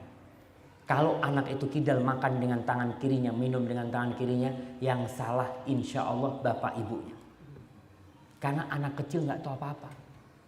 Anak kecil itu seperti lembaran kertas putih, tinggal bapaknya yang nulis. Mau dibikin merah jadi merah, putih-putih. Maka orang tua bakal bertanggung jawab di depan Allah Subhanahu wa taala. Ini ada orang makan pakai tangan kiri, maka Rasul SAW mengatakan kepada orang ini, kul biyamini. Kau makanlah dengan tangan kanan. Orang ini mengatakan apa? Ma'astati. Aku nggak bisa makan dengan tangan kananku. Ya mungkin karena kebiasaan dia, mungkin dia kidal, mungkin dia malu ditegur Rasul SAW. Rasul mengatakan, lastata'ta. Mudah-mudahan kau tidak bisa. Fama ru'iya ba'da dzalika yarfa' yaminahu. Tidak pernah orang itu ngangkat tangan kanannya. Langsung lumpuh. Ketika Rasul mengatakan lastata'ta. Hadis riwayat Imam Tirmidzi, hadis ini sahih. Maka hati-hati. Tolong yang anaknya makan tangan kiri, nah tangan kanan terus Kita harus bersabar. Harus bersabar. Yang tidur anaknya nggak sholat subuh dibangunin. Wa'mur ahlaka bis-sholati wastabir 'alaiha. Bangunin tuh anaknya. Kita ini kadang-kala ribut jamaah untuk sekolah. Ayah udah jam 7 nih. Udah mau datang jemputan. Tapi nggak pernah ribut kita membangunkan dia. Sholat subuh. Memang capek jamaah. Anak punya anak kecil 2an itu kalau bangunin ya Allah kadang-kala anak baca ayat itu. Wa'mur ahlaka bis-sholati wastabir 'alaiha. Dibangunin, baba. 5 daqaik, 5 menit lagi, Bah. Tidur lagi dia. Kita tungguin 5 menit, bangunin lagi. Bah, sebentar aja gitu, Bah. Pernah bangun, tahu-tahu tidur di kamar mandi sambil berdiri gitu. Itu anak-anak kita memang suruh wastabir 'alaiha. Itu perintah Allah, suruh sabar. Memang seperti itu. Mendidik anak itu butuh kesabaran. Dan kita pun besar karena didikan orang tua kita. Kita tahu bagaimana capeknya orang tua kita mendidik kita pada waktu itu. Kemudian baca doa keluar rumah. Siapa yang hafal doa keluar rumah yang tidak biasa? Yang biasa kan bismillahi tawakkaltu 'alallahi la haula wala quwwata illa billah. Yang enggak biasa. Fadhal. Allahumma inni a'udzubika an adilla aw udalla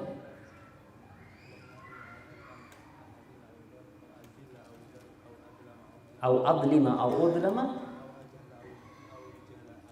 aw ajla aw masya Allah. Barakallahu fikum. Ini anak kasih yang gede antum sedikit. Barakallah. Fadhal dikasihkan ke. Nah, barakallahu fikum.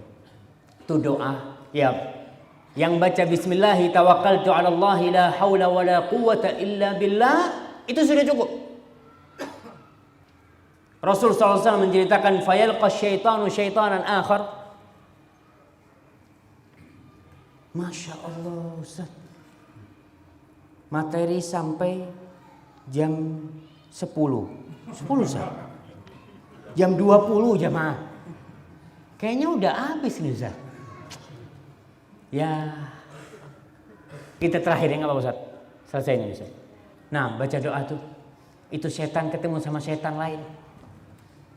Kaifa anta bi rajulin yuqal, akan dikatakan kepada orang yang membaca doa bismillahi tawakkaltu ini, hudita wa kufita wa uqit. Kau akan dikasih petunjuk sama Allah, dicukupi sama Allah dan dijaga sama Allah. Setan kemudian ketemu sama setan lain.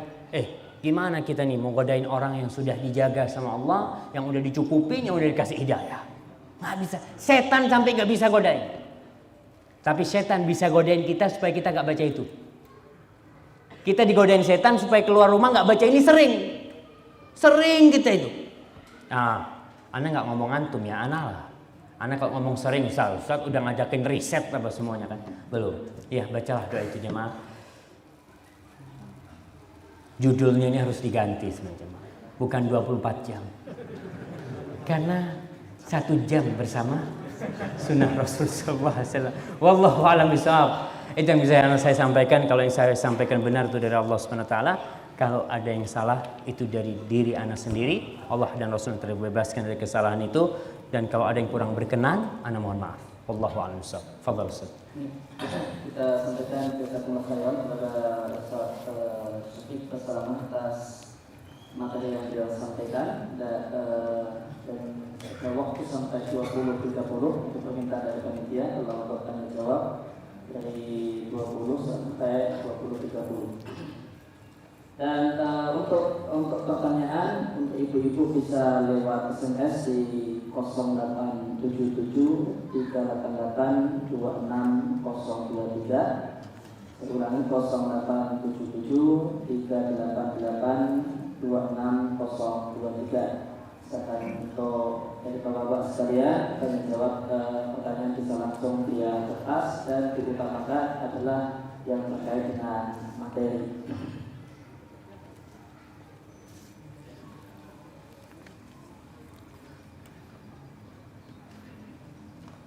Nah, ini Ustaz Ana baca sendiri soalnya Ustaz ya. Soalnya kalau Ana nggak bisa jawab enak Ustaz. Ana tinggal taruh gini kan. Pokoknya antum lihat yang kertasnya ditaruh berarti Ustaznya nggak bisa jawab. Ustaz, jika kita ambil wudhu dan ingin berdoa sebelum tidur tapi malah kentut duluan, apa perlu diulangi lagi? Kalau bisa diulangi lagi. Kalau nggak bisa ya bismillah. Karena kadangkala udah sampai tempat tidur gitu ya.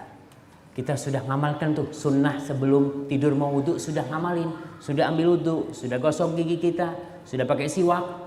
Kalau nggak bisa ya udah tidur. Mudah-mudahan Allah SWT sudah mencatat niat kita mau tidur dengan wudhu kita. Seperti itu.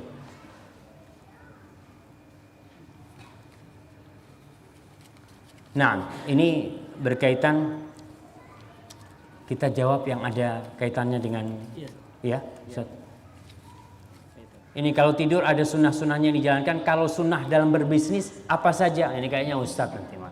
Sunnahnya berbisnis itu kalau dapat untung bagi-bagian tuh. Iya. Orang ini jamaah subhanallah kalau lagi ada masalah cerita sama sohibnya. Anak ini lagi gini-gini, lagi dapat untung, dia tuh sunnahnya kalau dapat untung ngomong gitu kan. Ini bagaimana dengan urutan doa-doa setelah bangun tidur? Masya Allah nih. Ada yang banyak sunnah Rasul nih. Sampai ke masjid doa masuk WC. Kan baca doa juga. Iya betul. Baca doa juga. Jangan nyelonong-nyelonong gitu kan. Masuk WC baca doa. Kemudian kita berpakaian baca bismillah. Ketika meninggalkan rumah itu baca doa keluar rumah. Nah Ustaz, apa beda sholat fajar dan sholat qobliyah subuh? Insya Allah nggak ada bedanya. Itu sholat fajar adalah sholat qobliyah subuh. Jadi setelah azan sholatnya yang sama, yang akan mendapatkan lebih baik daripada dunia dan isinya.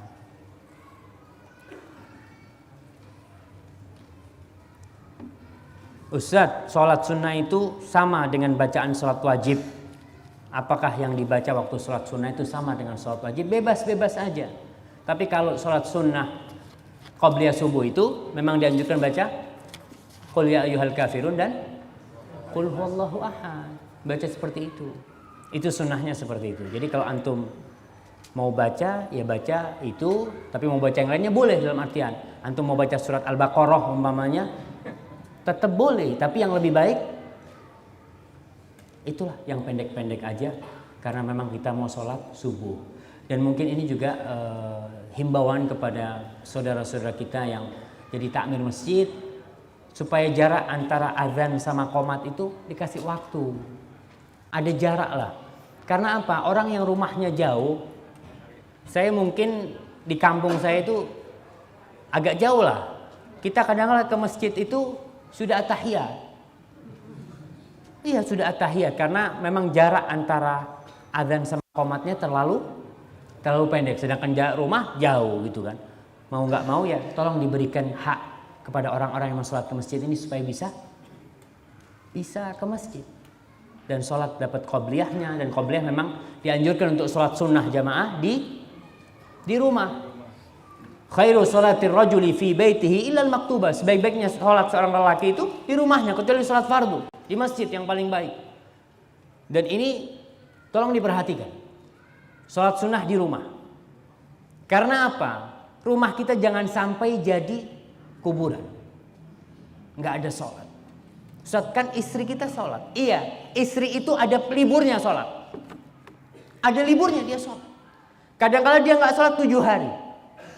Kalau kita nggak sholat sunnah di rumah, berarti tidak ada sholat di rumah kita sama sekali. 7 hari bayangkan. Dan anak-anak kita juga butuh panutan. Jadi antum sholat sunnah di rumah, kalau istri nggak sholat, anak kan masih ikut sholat. Oh bapak sholat, terus dilihatkan. Jadi subhanallah, sunnahnya Rasul SAW itu sempurna sekali jamaah.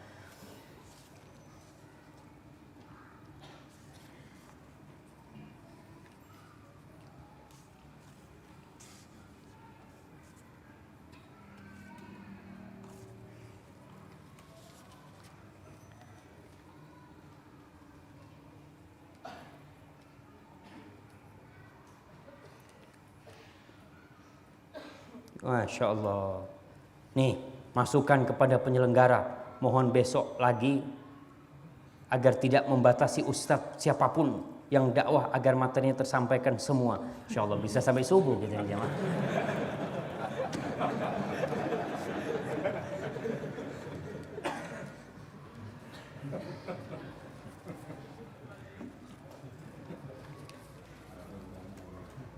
Ini ada yang bertanya, Ini pertanyaan yang kedua ini. Hadisnya tentang wailul lilladzi yuhadditsu fayaktibu liyudhika bihil qaum wailul lahu wailul. Ya, hadisnya sahih.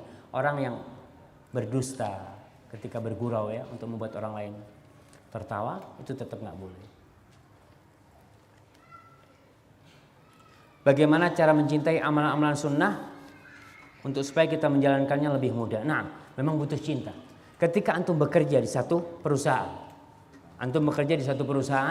dan antum dongkol mengamalkan, insya Allah pekerjaannya nggak bakal bagus.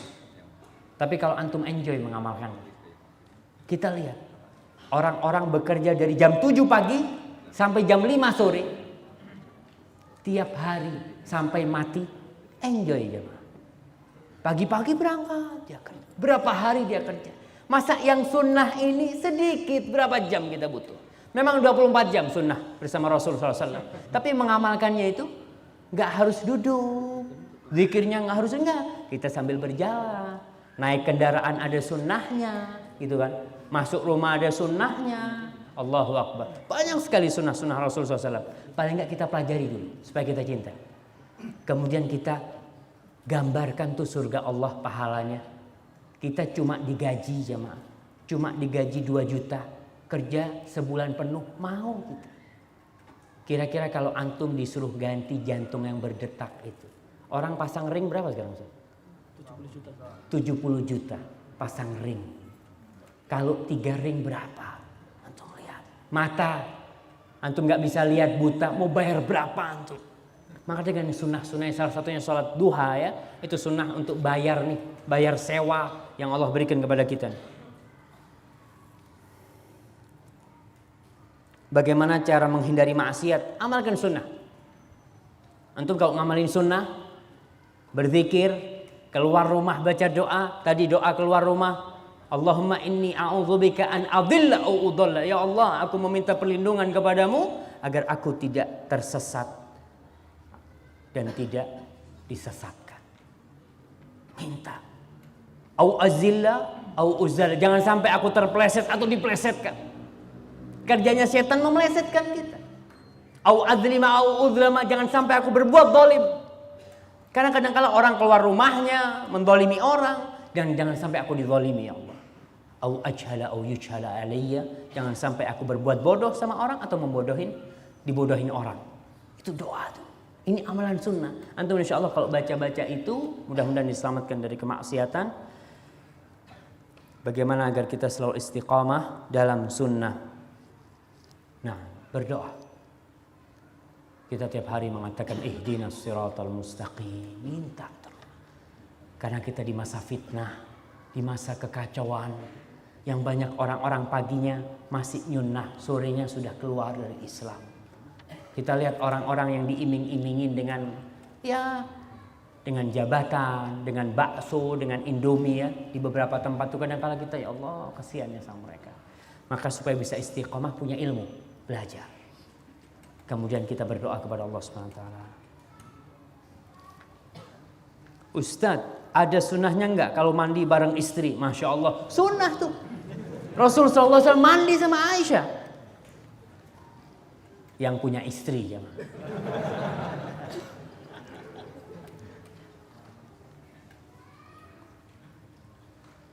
Nah, apakah wanita, ibu kita sholat di rumah dan selesainya menunggu di tempat beliau sholat, berzikir hingga matahari terbit, apakah beliau dapat pahala umrah dan haji? Mudah-mudahan. Syekh bin Baz berpendapat insya Allah dia dapat.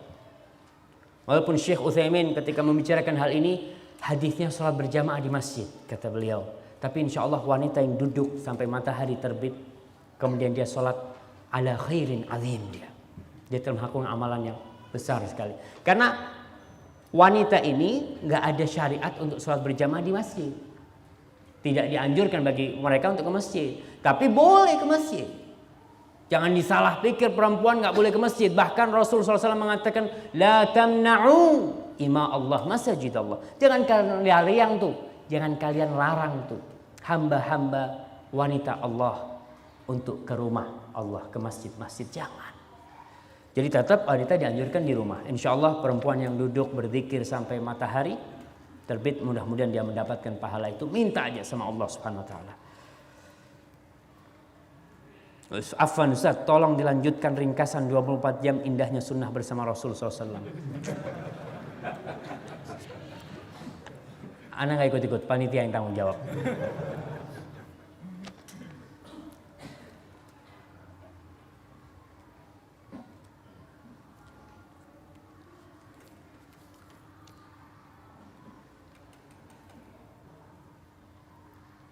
Nah, Ustadz, bagaimana hukumnya membaca Al-Quran via Android, HP?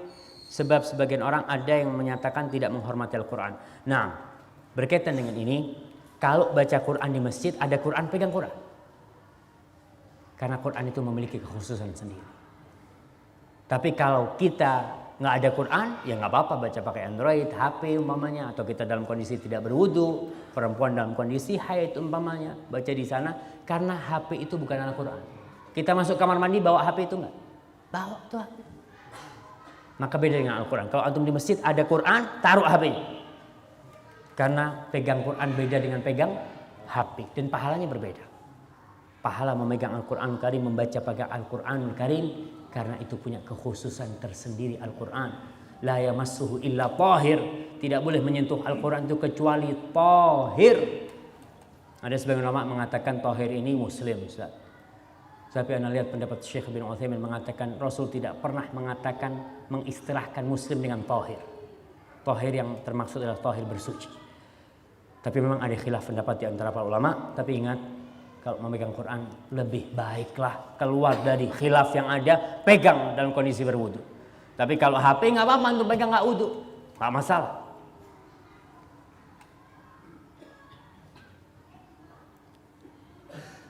Nah, bila kita bermaksiat kemudian bertobat, apakah tetap akan mendatangkan kepada kita maksiat tersebut di hari kiamat? Kalau Allah terima tobat kita, selesai. Man taba taballahu alaihi yubaddilullahu sayiatihim hasanat. Hakun Nisa, Al-Baqarah. Masya Allah, separuh-separuh sekarang buat ibu-ibu. Oh, ini masalah utang. Sunnahnya nggak ngutang. Iya, sunnahnya pagi hari antum jangan cari utangan. Sunnahnya itu baca doa supaya terhindar dari utang. Itu sunnah Rasul SAW. Sering Nabi baca itu. Allahumma inni a'udzubika minal ma'sami wal maghram. Ya Allah, aku berlindung kepadamu dari perbuatan dosa dan dari hutang. Sekarang ini orang dipaksa ngutang. Dikasih keringanan-keringanan. Bahkan ditelepon. Ente mau ngutang nggak? Nih, kita ada duit nih. Diteleponin tuh pengusaha-pengusaha supaya berhutang. Maka tolonglah. HP pun sekarang ada yang ngutang. Kepingin Android yang harga 4 juta. Ngutang, subhanallah. Para ulama menjelaskan tentang hukum berhutang. Itu boleh, lil hajah itu boleh. Tapi kalau nggak ada keperluan, dibenci hal itu. Karena banyak orang ngutang untuk bermewah-mewahan. Istrinya ngutang, bang, ana mau utang bang. Buat apa? Kepingin beli kalung emas yang 2 kilo tuh bang. Itu kan. Enggak. Ngutang kayak gitu. Enggak. Terus ini bagaimana seharusnya sikap kita terhadap orang yang suka berhutang? Wah. Alkisah, saya warga baru di perumahan tetangga saya. Setiap bulannya hutang tiap bulan, bahkan 2 kali sebulan. Maka tolonglah. Kalau memang butuh banget ya. Kalau tidak butuh jangan. Karena Rasul berlindung. Orang kalau berhutang itu nanti janji, kalau janji nggak ditepatin. Itu biasanya. Seperti itu. Kemudian Ustaz, yang mana Ustaz? Yang di bawahnya? Oh sudah.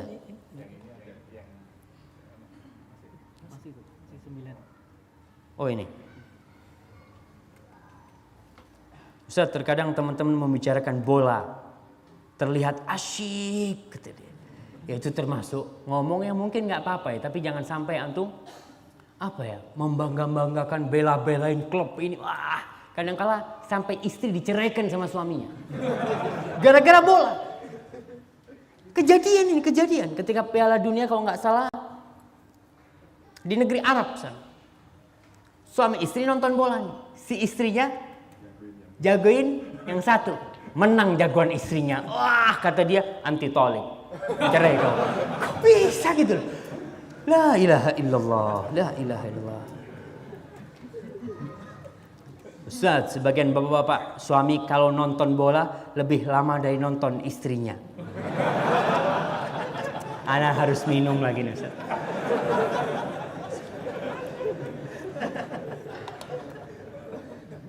Ibu-ibu kalau ingin ditonton suaminya, bikinlah tontonan.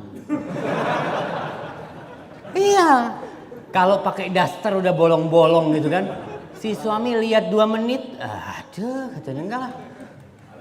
Gitu kan. Halal, yang halal, bikin tontonan-tontonan yang halal. Jadi bapak-bapak juga harus perhatianlah sama istrinya. Tuh istri dikeluarin dari rumah bapaknya tuh ke rumah antum. Ditaruh di sangkar sama antum. Suruh ngurusin rumah, suruh bersihin rumah, ngurusin anak. Gak pernah dapat apresiasi dari antum. Gak pernah antum ngomong, istriku, aku ini gak bisa balas kebaikan.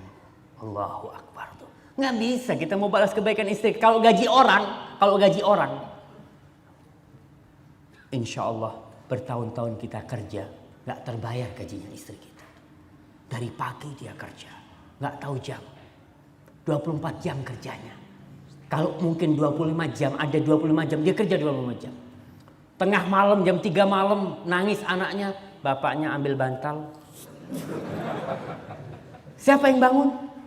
Istri, bikinin susu buat anaknya. Anaknya sakit, anaknya nangis tuh.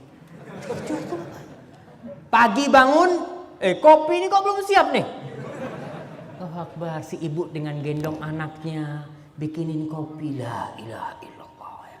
Antum bisa bayangkan tuh peran istri itu. Maka nih, ini rintihan ibu-ibu terhadap bapak-bapak.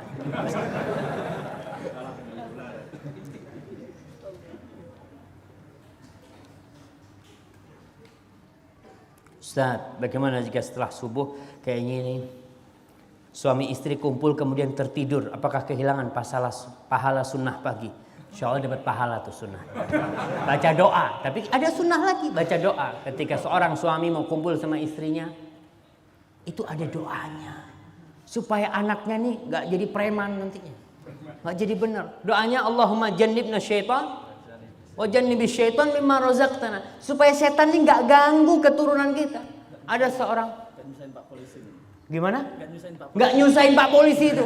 Gak nyusahin. Sekarang banyak orang itu menghubungin istrinya tanpa bismillah. Nyeruduk. Kayak sapi gitu. Gak baca bismillah. Akhirnya jadinya ya itu. Ada seorang ustadz ngomong, anak kayaknya Ustaz, anak ini gak tahu. Ini banyak orang-orang yang gak bener ini karena bapaknya gak baca bismillah tuh. Waktu bikin tuh. Bisa jadi. Assalamualaikum Ustaz. Bagaimana cara mengingatkan makan dengan tangan kanan terhadap orang yang kita hormati, semisal ke ibu, bapak, mertua kita. Nah, subhanallah. Kadang-kala kita ini mau negur mereka gitu ya. Susah, harus pilih-pilih waktu. Ngomong dengan cara yang baik, ya Pak, ini ternyata ada sunnah Pak. Tunjuk ini, coba Pak, baca hadisnya Pak. Anak kurang bisa nih baca artinya nih gitu kan. Pura-pura gitu kan. Akhirnya dibacain. Oh ternyata nggak boleh ya makan minum pakai tangan kiri gitu kan. Ketika kita caranya santun sama mereka, tanya bapak atau bapak mertua, Pak ini saya baca hadis ini sahih enggak ini Pak ya? Coba mungkin bapak bisa ngoreksi itu kan. Oh mertuanya ketika gitu sini. Wah itu kan seneng banget ya. Ente ini nyinggung ana nih. Tapi ya pelan-pelan dengan cara yang santun insya Allah.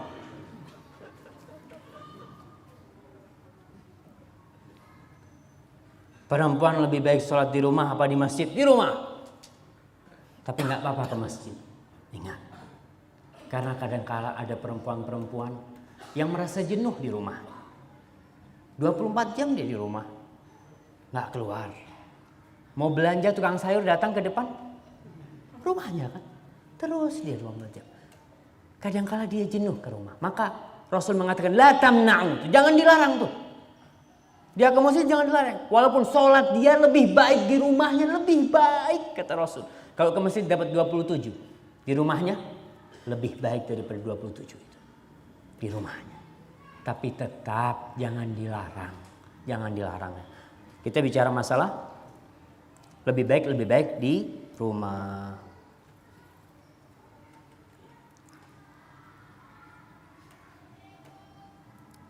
Ini loh, Ustaz, tolong diulang tentang yang suami sudah lama mengaji, rajin ke masjid dan rajin berangkat kajian, tapi masih suka menonton bola dan berita bola yang di situ diselingi musik dalam berita bola, dan habis subuh kok tidur lagi. Kayaknya antum yang ngasih nasihat ini.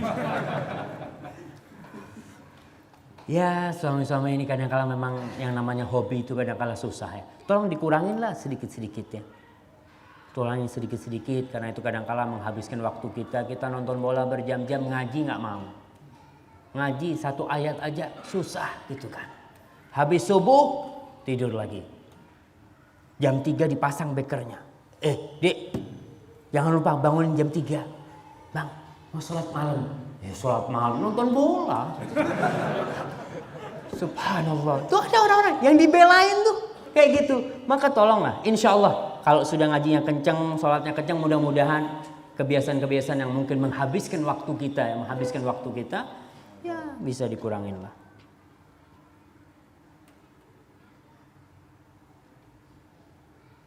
Ya ini, hati-hati masalah bola lagi, ya, di situ diselingin kadang-kala ya, iklan-iklan ada perempuan-perempuan, ada ya nggak baik-baik, bisa jadi kita dapat dosa tuh nonton bola, nggak dapat pahala, dapat dosa nantinya.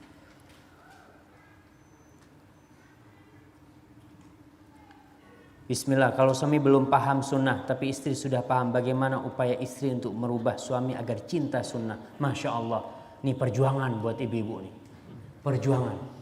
Bapak-bapak juga ada yang seperti itu, bapaknya udah ngaji, istrinya nggak ngaji, disuruh pakai kerudung. Kau dulu menikah dengan aku seperti ini, maka aku tetap seperti ini. Itu kadang-kadang seperti itu, ada terjadi. Maka ini perjuangan. Ibu seorang istri, bahasanya kepada suami bukan perintah. Seorang anak buah kepada komandannya nggak ada nyuruh-nyuruh. Yang ada memohon bahasanya. Bang, ayolah bang ikut kajian bang. Aku kepingin ditemenin abang ikut kajian. Ya dah, yuk berangkat. Ya, gitu kan. Kadang-kadang seperti itu. Kalau si istri memohon, jangan nyuruh. Bang, kau ini gimana sih? Udah bau kuburan gitu. Gitu kan. Itu bakal berantem tuh sama istrinya. Maka istri kalau dapat suami kayak gitu, doakan, doa terus. Diajak suaminya, bang, aku nih doa buat abang tiap hari bang, supaya abang lebih cinta sama aku gitu kan. Terus dirayu tuh suaminya. Insya Allah baja yang kuat itu lama-lama dibakar leleh dia jangan. Udah selesai? Belum Ustaz.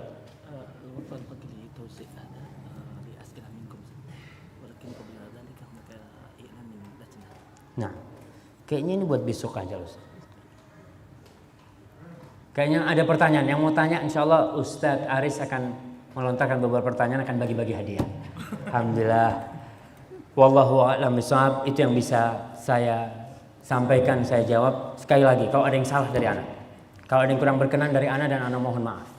Ana mohon maaf yang sebesarnya. Yang benar itu dari Allah Subhanahu wa taala, dan dari Ustadz Aris di sini, beliau insyaallah akan meluruskan yang salah dari ana.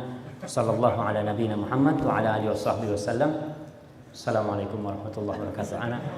Ana udah selesai.